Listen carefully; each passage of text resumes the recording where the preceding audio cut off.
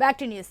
తెలంగాణ రాజకీయాల్లో కొద్ది రోజులుగా అధికార పార్టీలో సొంత కుంపటి మంటలు రాజేస్తుంది. ఓ మంత్రి అండతోనే ఎమ్మెల్యేలు తిరుగుబాటు చేసేంత పనికి దిగారని ప్రచారం సాగుతుంది. ఆ మంత్రి కళ్ళల్లో ఆనందం చూడడానికి రహస్యంగా భేటీ అయ్యారనేది మరో టాక్. ఇంతకీ అసలు సంగతేంటి? తెర వెనక ఏం జరుగుతుంది?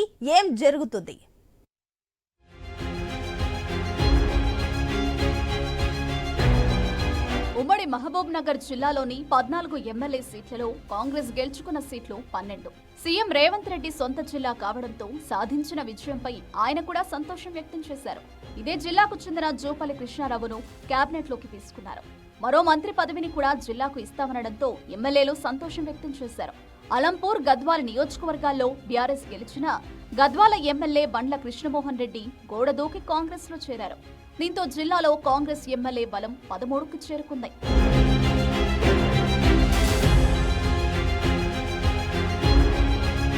తెలంగాణలో కాంగ్రెస్ అధికారంలోకి వచ్చిన 14 నెలల్లో 9 నెలల హనీమూన్ పీరియడ్ లా గడిచిపోయింది. అయితే చాలా మంది ఎమ్మెల్యేలు ప్రభుత్వ ప్రాధాన్య పథకాలు తప్ప తమకంటూ గుర్తింపు తెచ్చే శంకుస్థాపనలు, ప్రారంభోత్సవాలు లేవనే అసంతృప్తిలో ఉన్నారట.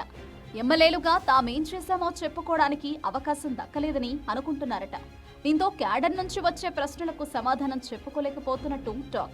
మంత్రులను నిధులను అడిగితే ముఖం చాటేస్తున్నారన్నది కొందరు ఎమ్మెల్యేల ఆరోపణ. మంత్రులుగా ఉన్నవారు మాత్రం తమ నియోజకవర్గాల్లో ఏదో ఒకటి చేసుకుంటున్నారని కుతకుతలాడుతున్నారట.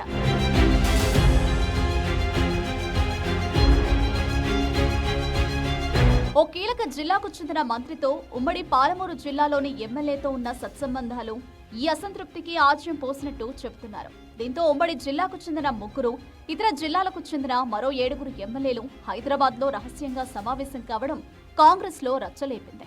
కొందరు మంత్రులకు పొసగడం లేదని, అందుకే ఎమ్మెల్యేలను ఎగదోస్తున్నారని టాక్ నడుస్తోంది.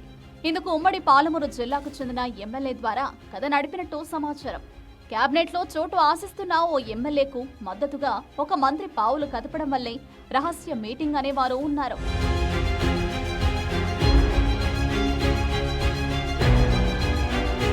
ఆ మంత్రికి ఉమ్మడి పాలమూరు జిల్లాలోని ఎమ్మెల్యే దగ్గర కావడంతో వెంటనే రంగంలోకి దించారని, ఆయన మరికొందరు ఎమ్మెల్యేలను పోగేసి పొగపెట్టే ప్రయత్నం చేశారని అనుకుంటున్నారు.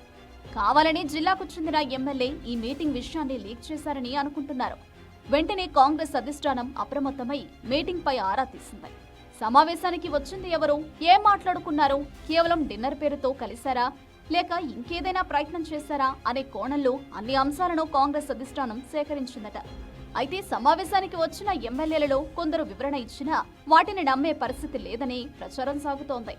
భవిష్యత్తులో ఇలాంటి రహస్య భేటీల వల్ల ప్రభుత్వంపై విమర్శలు వచ్చే అవకాశం ఉండడంతో యాక్షన్ మోడ్లోకి వెళ్లినట్టుగా తెలుస్తోంది.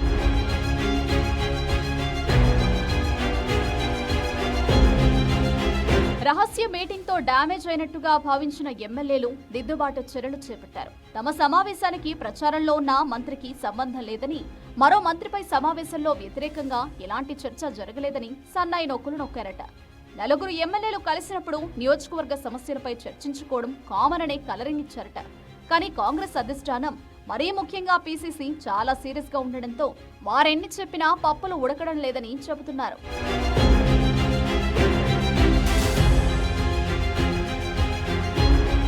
సమస్యలు ఉంటే పార్టీ వేదికగా పెద్ద నేతలతో మాట్లాడొచ్చు, సీఎం అపాయింట్మెంట్ తీసుకుని వెళ్లి విన్నవించుకోవచ్చు. కానీ రహస్య సమావేశాలేంటి, ప్రభుత్వానికి చెడ్డ పేరు వస్తుందని సోయి కూడా లేదా అనే ప్రశ్నలు పీసీసీ నుంచి వెళ్లినట్టు సమాచారం.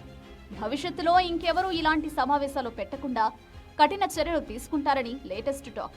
ఇప్పటికే విపక్షాలు ఈ అంశంలో ప్రభుత్వాన్ని తీవ్ర స్థాయిలో కార్నర్ చేయడంతో ముఖ్యమంత్రి కూడా గుర్రుగా ఉన్నారట. కాంగ్రెస్ పార్టీలో ఇలాంటి సమావేశాలు కామన్ అయినప్పటికీ ఇప్పుడు సిచ్యువేషన్ వేరని ముక్తాయిస్తున్నారట.